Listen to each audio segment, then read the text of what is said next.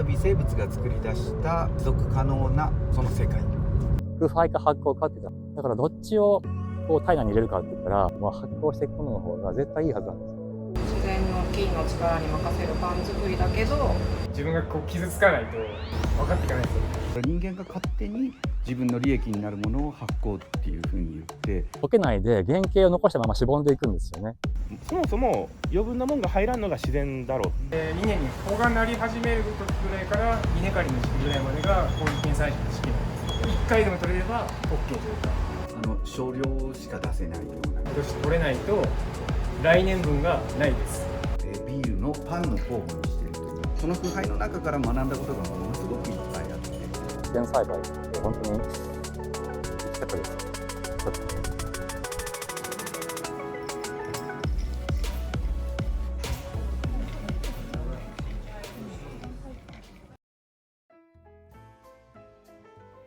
Chizucho Yazugun Totori Prefecture, a town with a population of about 6,200 people. This town was built off of the lumber industry, and many tourists still come around to this day to see remnants of its history.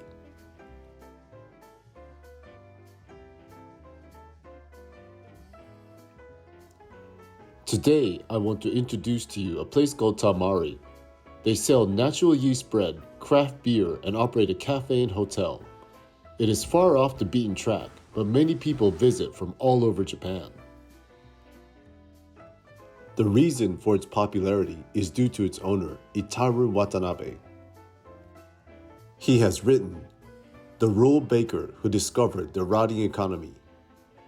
and Listened to the Voice of Microbes. These books sold over 100,000 copies and became a Bible for bakers not only in Japan but also in France, Korea, China, and Taiwan.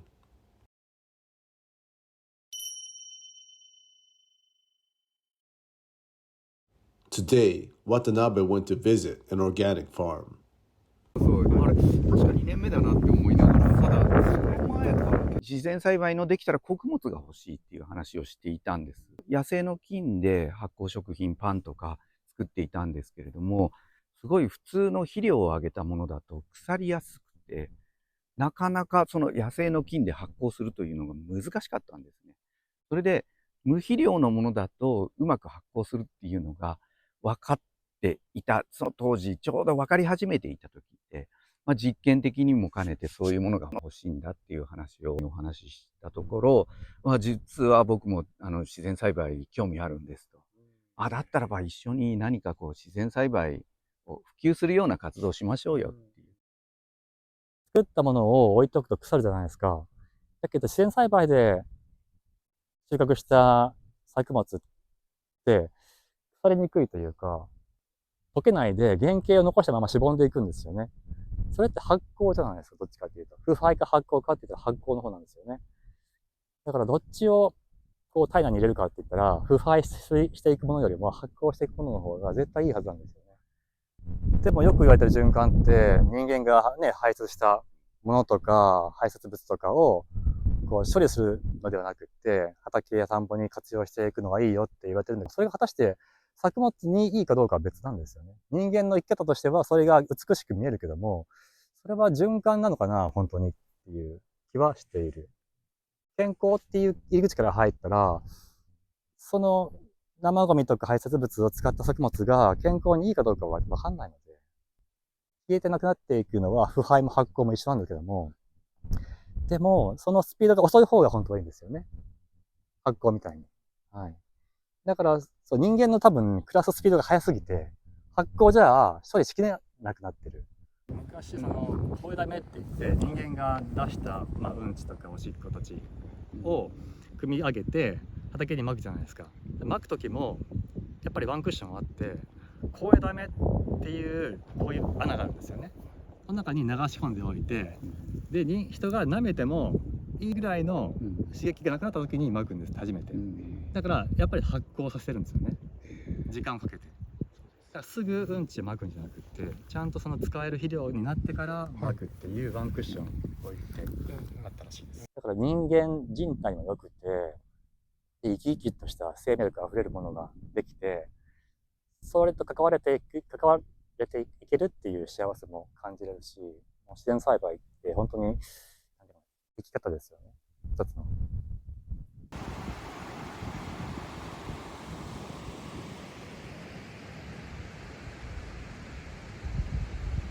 製粉がここでやってて、もうここ手狭でね。で、うちのビールの特徴は、普通のビールはイースト使うと早いので2週間ぐらいでもう発酵終わるらしいんですけど、うちは2ヶ月から3ヶ月ぐらい発酵をかけて、冷蔵庫の中で、半年から、まあ、長いもので今2年ぐらいですかね、2年ぐらい寝かせてます。この辺なんかもうちょうど2年ものですよね。この辺はね、うちはどっちかというと熟成させて、それで味の調整をしてあげて出荷するという、そういうやり方でビール作ってるんで、まあ本当に少量しか出せないようなね、そんなビール作りです。ビールのこの下に沈んだ死骸というか折り抜き出してそのままパンに入れるとホップがあるのですげえ苦いんですよね。でその苦さを解消するために実はね、我々ビール作りの中で1番搾り、2番搾り、3番搾り、4番搾りぐらいのビールっていうのは、ビールタンクの方に入れて発酵させるんですけど、それ以降のもう本当に薄い液体ができてくるんですけれども、そいつは普通捨てちゃうんですけれども、それを取っといて、でさらにビールの折りを混ぜてあげて、ビールのパンの酵母にしているということで、まだ発酵始まってないですけどね、もう少しすると発酵が始まると思います。でこいつをパンの酵母として使うようになりますね。これが2ヶ月分ぐらいありますかね。藤原さんです。秀信さんまして。よろしくお願いします。似てないけど兄弟です。まあでも似てきましたよね。本当ですか？ね、やっぱ似て兄弟なんだなって思う。まあ農業しだしから余計かもしれないですね。去年から飼ってて、2年前かな。今2歳ぐらいかな。1年半ぐらいになってますね。鹿って買えるんですか？都道府県の家畜保健所に許可出して許可もらって届け出出してるんで買えるんですよ。でこの鹿も多分ビールガス食べるんでちょっとやってみようかなと思って、これを発酵させて牛にやるとすごい喜ぶんで、多分鹿も食べると思うんで。もみじ喜ぶ。めちゃめちゃ食べますね、もみじも。本当だ。そのままで。実際にものを見てまず香りが良かったんですよね。で触ってみたらベタベタしてその糖分があるだろうなっていうので、その密封して発酵させればその糖分を餌に菌が増えて、牛にとっていい菌が増えて、それが制菌剤の代わりになるんじゃないかなと思って、そこが一番初めで使い始めたところです。僕が考える自然栽培はやっぱなんかよくあるのは何々なら入れていいとか、そういう考えがあるけど、僕の場合やっぱりそもそも余分なもんが入らんのが自然だろうっていうところで、何も余分なもん入れないっていうところで入ってるんで。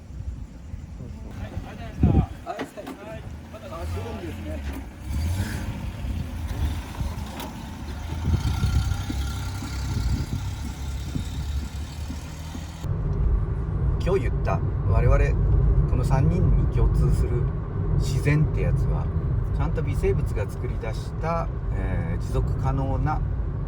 その世界、それを自然って呼んでるんですよね。だからなるべく何もやらないで微生物の、任せるままにしよう、そういうことをやってるわけです。人間が勝手に自分の利益になるものを発酵っていうふうに言って、でも腐敗っていうのは人間の利益にならないもの、そういうふうに決めちゃったんですよね。でももっと言うと、発酵ってこの葉っぱがあれですよね、光合成で作り出した炭水化物を分解すると糖分になるので、その糖分を分解した時にアルコールと二酸化炭素になって我々の利益になるから、それを発酵って呼んでるだけで、単なる循環の分解っていう中では一緒なんですね。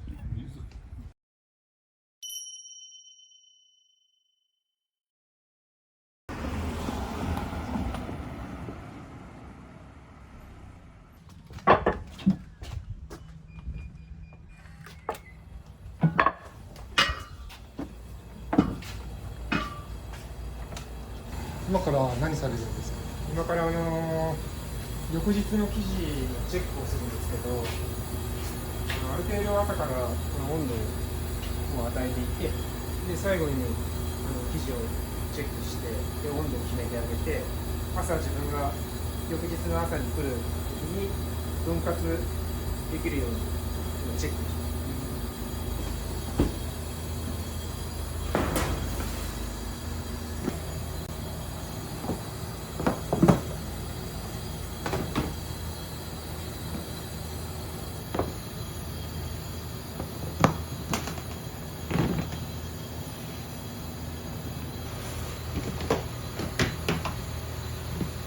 天然酵母パンで樽回りのパンが1週間分の生地を、一気に仕込むような製法で作ってるパンで、普段は冷蔵庫に眠らせてるんですけど、やっぱその冷蔵庫ごとにもやっぱ温度も違うし、なんでそれを毎回やっぱチェックしないといけないです。麹菌の採取もされてるっていう。そうですそうです。で一応竹を切ってきたんで、竹に蒸したお米をここに入れて、でここで麹菌を採取するんですけど、ここの現場ではここに引っ越してきたばっかりなんで、まだ採取やったことないんですよ。でそれを明日ちょっと初めてやろうかなと思ってですね。竹切ってきましたか。これどこにあったんですか？向こうの自分が住んでるところの裏山から切って車に乗っけてでこいつをまた明日この節で切ってあげて、でこいつをまたピカって割って、そこにお米を乗っけます。はい。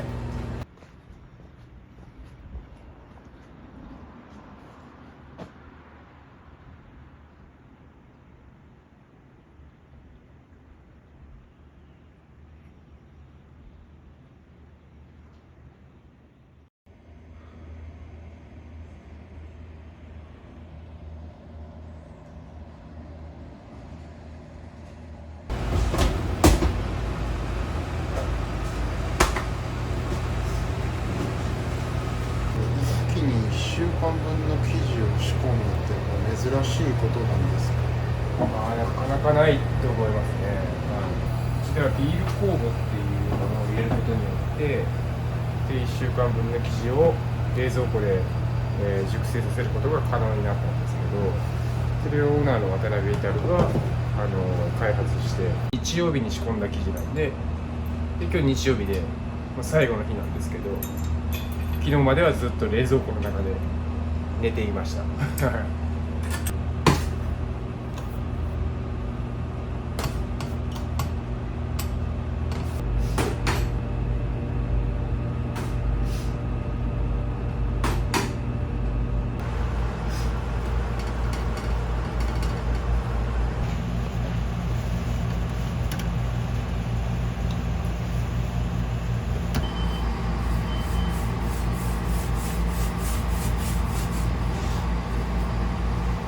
うちのパンは低速で1時間半とか2時間とかずっと回し続けるんですよ。それでパンを作っていくんで割と特殊です。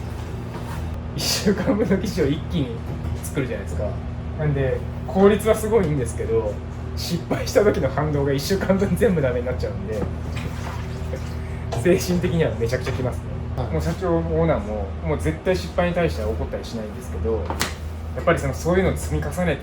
自分がこう傷つかないと分かっていかないんですよ。そこで自分で発見してで成長していくんで、もう本当経験だと思います。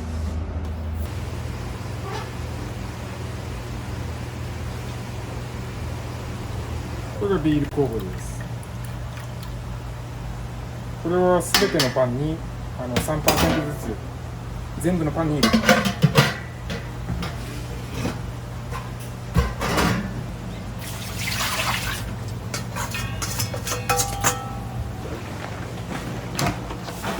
こんなに入れてみます。でまだ入ってないのが残りのお水と、塩です。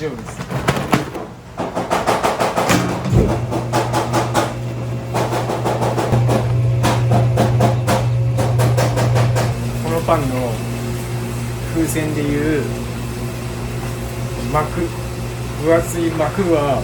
もう作ったので、あとはその今風船でいう分厚い膜を少しずつ少しずつ水を入れていくことによってどんどん薄い膜にしていくので、それをやります。だからかなり時間がかかります。まだまだ水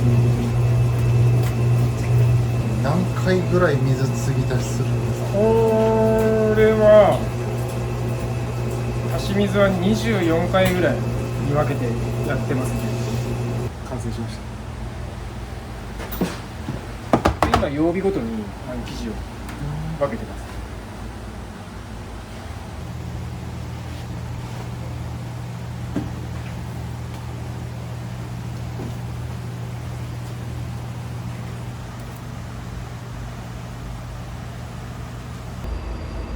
天然酵母は特にね、自家製酵母は何十時間もさせる間に置いとかなきゃいけないんですね。なかなか都会ではできないし、時間がかかればかかるほど地代も乗ってくるので、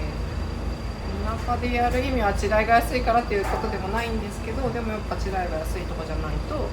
ういう手間暇かけて時間かけるパンは作れない。パンっていうのは日常的で手頃な食べ物、粉物なの。庶民の味方みたいな。でも食パン1個作るのはすごい手間暇かかるじゃないですか。時間もすごい、それだとやっぱり働いてる人がね大変だし、きちんとしたお給料も払えないし、そこはじゃあ値頃感から組み立てちゃうと無理が来るので、一枠しっかり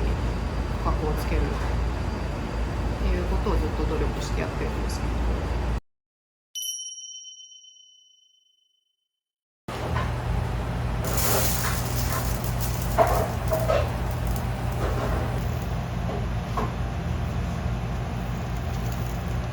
藤原さんって方が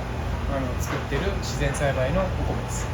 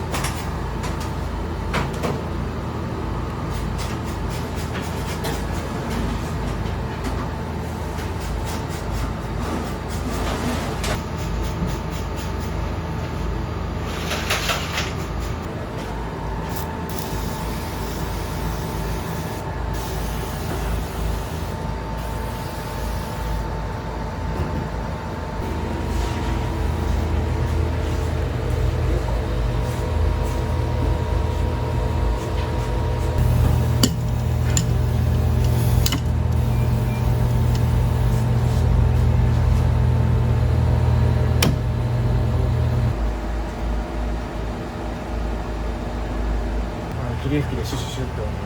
ムシムシした状態を常に作ってあげて、そうすると麹菌がよりやすいので、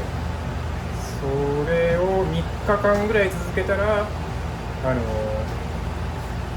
いい時は麹菌がつきます。稲に穂がなり始める時ぐらいから稲刈りの時期ぐらいまでが麹菌採取の時期なんですけど、それまでずっとやり続けます。はい、なんであと1ヶ月2ヶ月ぐらいは今の作業をずっとやり続けて、1回でも取れれば OK というか、麹菌が採取できたらそれはもうずっと継ぎ足しで使えるんですか？ですね、それが1回採取できれば5年分ぐらい使えます。冷凍庫で保存できるんで。でもそれがもうなくなっちゃったんですよ。ストックがなくなっちゃったんで、実は今年取れないと来年分がないです。実はそうなんですよ。失敗したのなんですけど、これは今6月じゃないですか。これもだいぶ前の8月に仕込んだやつで、もうこんな感じに緑になるんですけど、これでも全然もう汚くて、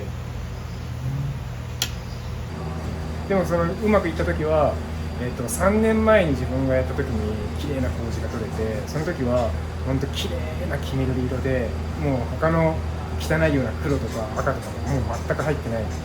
感じでした。これも絶対 OK だと。食べても甘みもあるし、もう絶対体に害がないっていうのがその時点で分かりました。ちゃんと検査には出しました。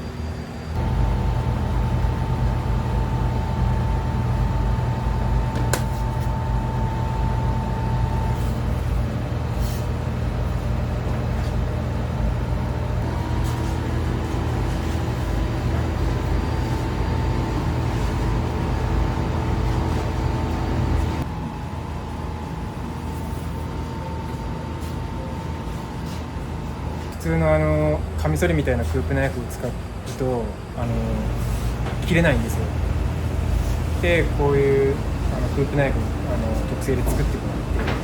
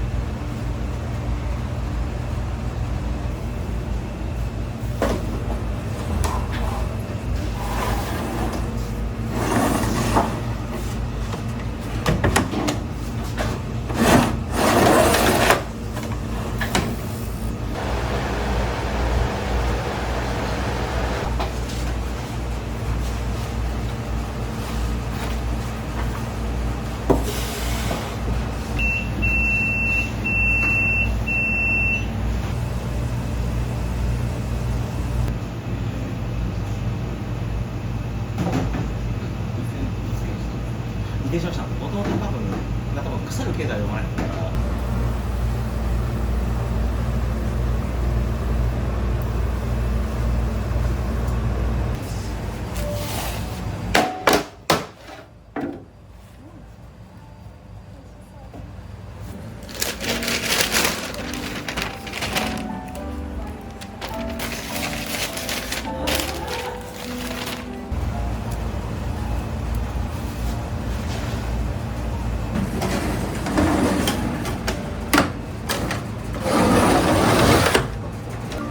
これが焼きたてになります。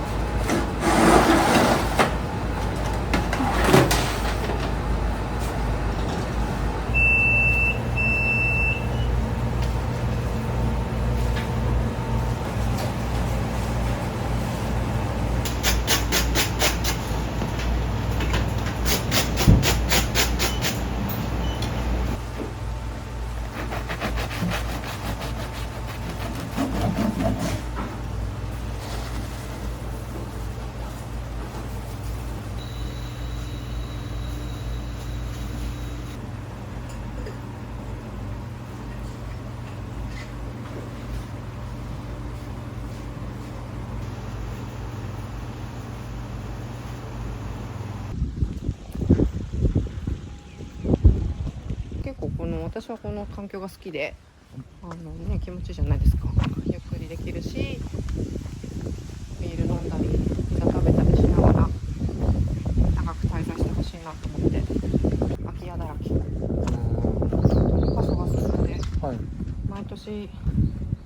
100人ずつ人口が減っていくんです。この町を存続することも考えないといけない。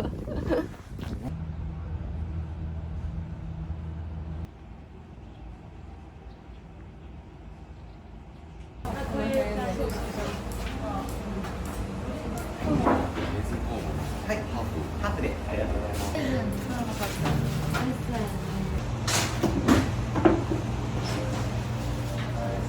柔らかめなので気をつけて回していただければと。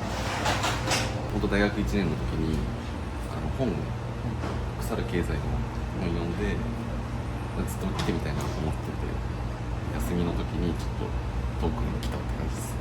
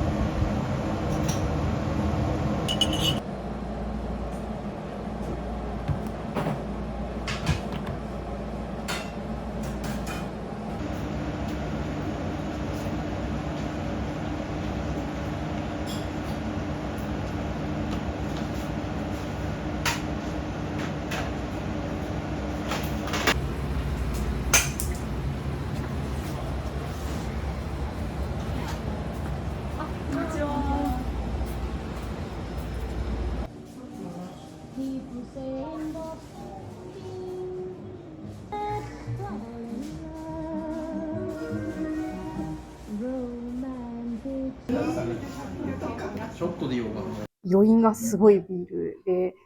ずっと来たかったんで、来れて嬉しい。